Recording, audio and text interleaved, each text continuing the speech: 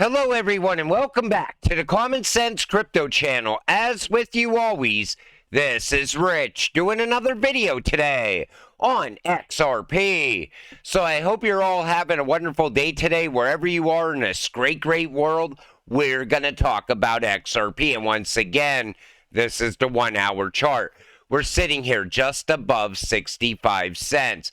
On the 1 day chart, the cup and handle is still somewhat intact.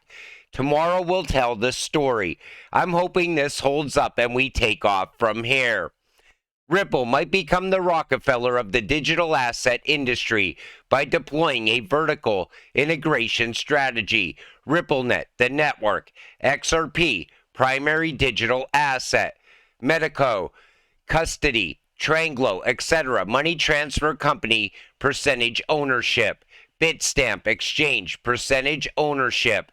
Vertical integration standard began to expand its control of the oil industry by expanding beyond its traditional refining business into all stages of oil and gas production, acquiring pipelines, railroad tank cars, terminal facilities, and barrel manufacturing factories. You know, Ripple is doing pretty much the same thing right now. You know, Brad is taking us in different directions where there's nothing but more and more money. And it's trillions and trillions of dollars. First, it started with those cross-border payments. Now we're starting to acquire other companies, getting involved with tokenization and custody, getting involved with carbon credits. And that's going to continue into the future. And that's how we are going to get rich in the future. Can Ripple's XRP replace SWIFT? Now, I'm not going to bore you with this entire article. I'm going to tell you the conclusion. Ripple's XRP presents tough competition to SWIFT, offering super fast payments and cost effectiveness. Major institutions are adopting XRP, but legal uncertainties with the SEC create caution. SWIFT, a trusted system since 1977, has an extensive network and industry trust. In deciding between them, businesses should weigh the benefits of XRP's efficiency against SWIFT's established network. The resolution of Ripple's legal challenges will shape its widespread adoption. The choice between SWIFT and Ripple depends on specific business needs and risk tolerance in the rapidly evolving cross-border payments landscape. See, Ripple is still tied up with the SEC. People say, well, we already got legal clarity for XRP. But you got to understand, the SEC and Ripple are still tied up until that settlement happens. After that, the sky's the limit for Ripple and XRP. But right now, we're at a point where there's no regulations put in place here in the U.S. as well. That's why Ripple is expanding much faster outside of the United States. But everything is still coming together. I mean, Ripple's already putting all the rails in place inside the United States. So once that Ripple SEC does come to a settlement and that case is finally completed and done and over with, things are going to move very fast. Brad Garlinghouse mentions MiCA in the clip below, which is the regulations in Europe. This is why the ETFs are coming. There's enough clarity at this point for them to be issued. The U.S. will pass laws soon. I think the U.S. is going to pass global crypto regulations next year. I think they're going to happen like an overnight event, though. And a lot of people are going to be taken off guard. And a lot of meme coins are just going to plummet down to nothing.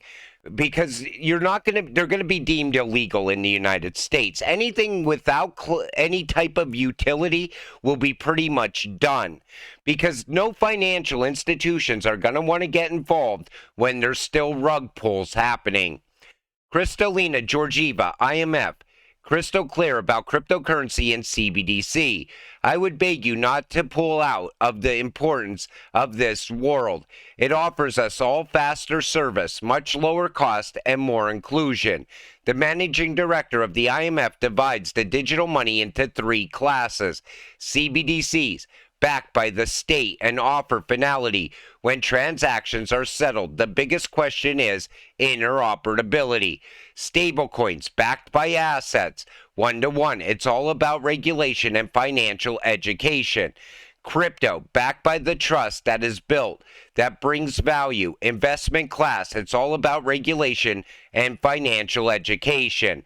And until regulations are put in place all around the world, nothing can really push ahead properly. It's still going to have delays over time. Now, people would say, well, XRP falls under crypto. It doesn't. The IMF called XRP and XLM stablecoins, asset-backed stablecoins. And that's what we're waiting on. Because once that happens, I think XRP is going to hit some very high numbers.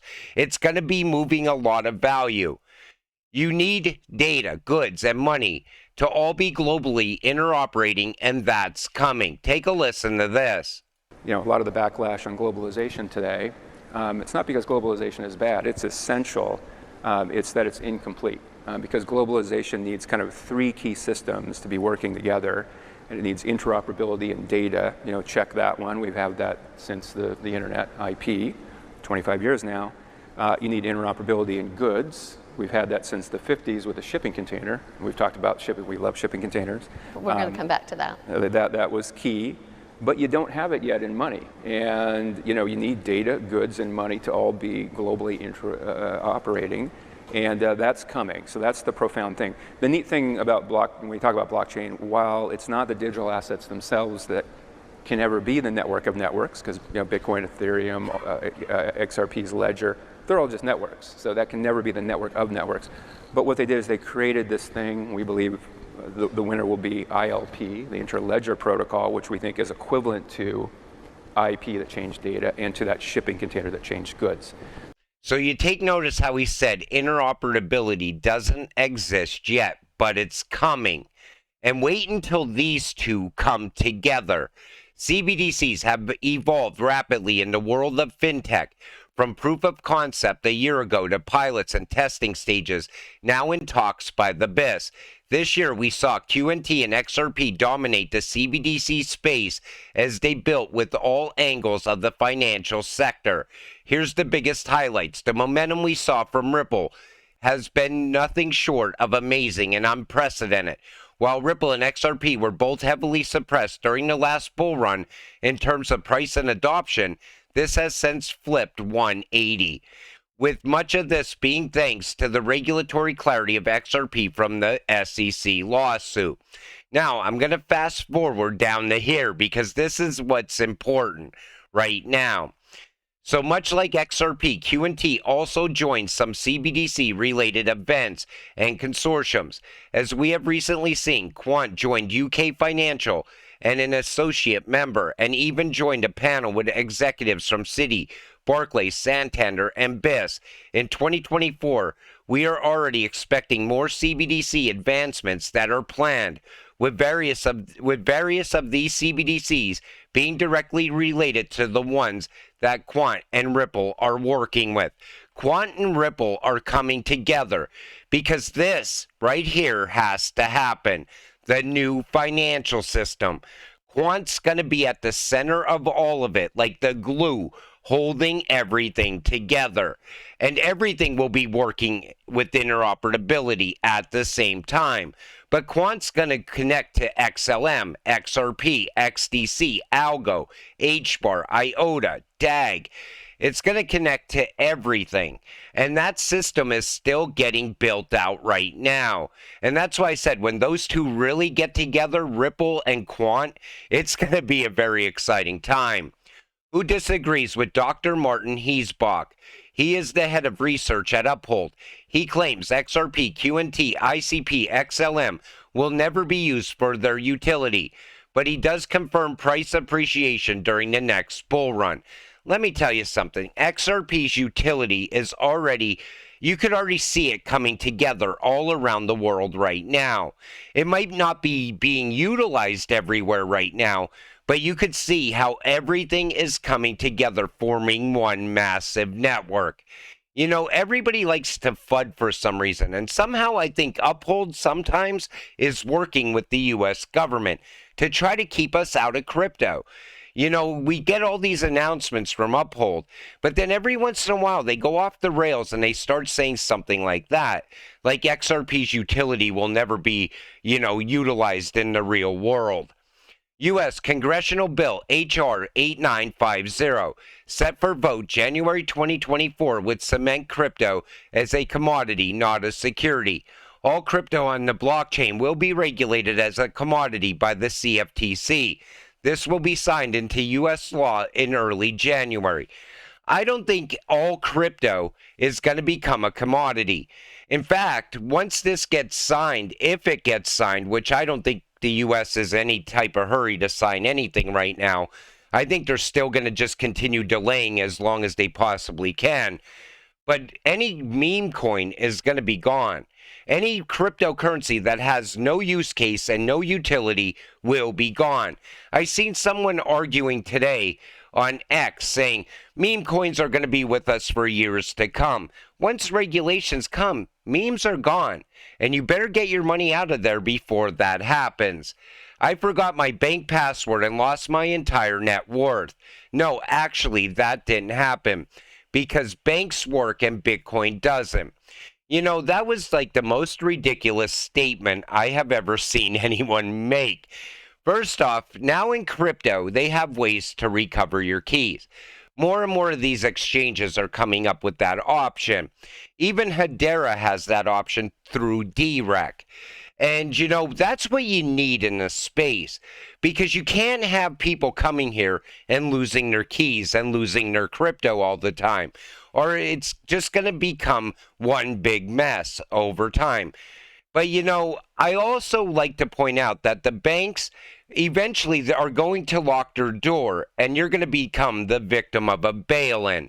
That's what's going to happen at the bank. Delinquent commercial real estate loans, 10-year high. Despite the rising delinquencies, Wells and other banks have been slow to put borrowers in default or otherwise declare actual losses on their growing pile of delinquent loans. Right now, I think the commercial real estate market is being propped up. There's a lot of people going delinquent, but they're not getting the letters and they're not showing it on their balance sheets. Everything right now is being propped up for some reason, but eventually it's all going to come crashing down. And that's what I'm preparing for by investing in XRP. BRICS, gold, and Bitcoin set to humble the US dollar in 2024. 2024 is going to be a very crazy time. In fact, I'm doing a second video today where I talk about the 2024 elections, XRP, CBDCs. So economic difficulties have plagued the United States for the majority of the past year. Similar to the international community, the nation has endeavored to rein in inflation and strengthen its precarious financial situation. Nonetheless, that may become even more difficult in the coming year as BRICS, gold, and Bitcoin could all combine to devastate the U.S. currency. Imagine BRICS, gold, and Bitcoin. It's like the perfect storm against the U.S. dollar.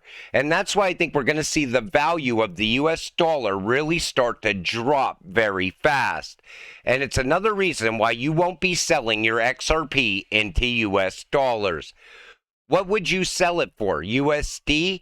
When XRP hits $1,000, USD is rapidly becoming Zimbabwe fiat.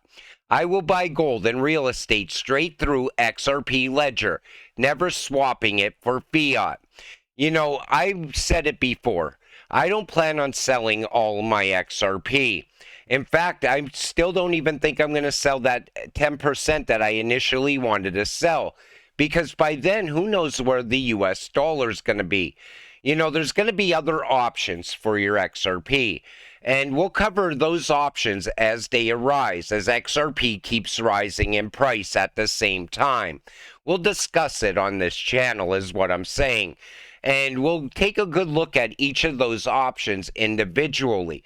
Because, there's going to be a lot of rug pull options that pop up as well. You always got to remind yourself, people are always trying to get your XRP. You need to hold on to it for dear life. It's the one thing that can give you financial freedom in the future.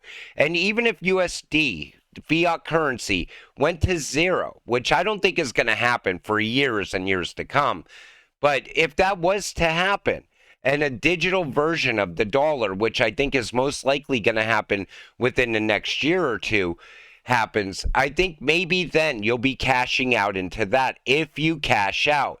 However, I still think that XRP would be worth more than any central bank digital currency. I think it's going to open up a whole new world of possibilities for XRP holders. But until it all happens, stay patient and stay positive. Let's get rich together. With that said, I'm going to wrap up this video. I want to thank you all for watching. I appreciate all of you. I'll see you in the next one. Have a great night.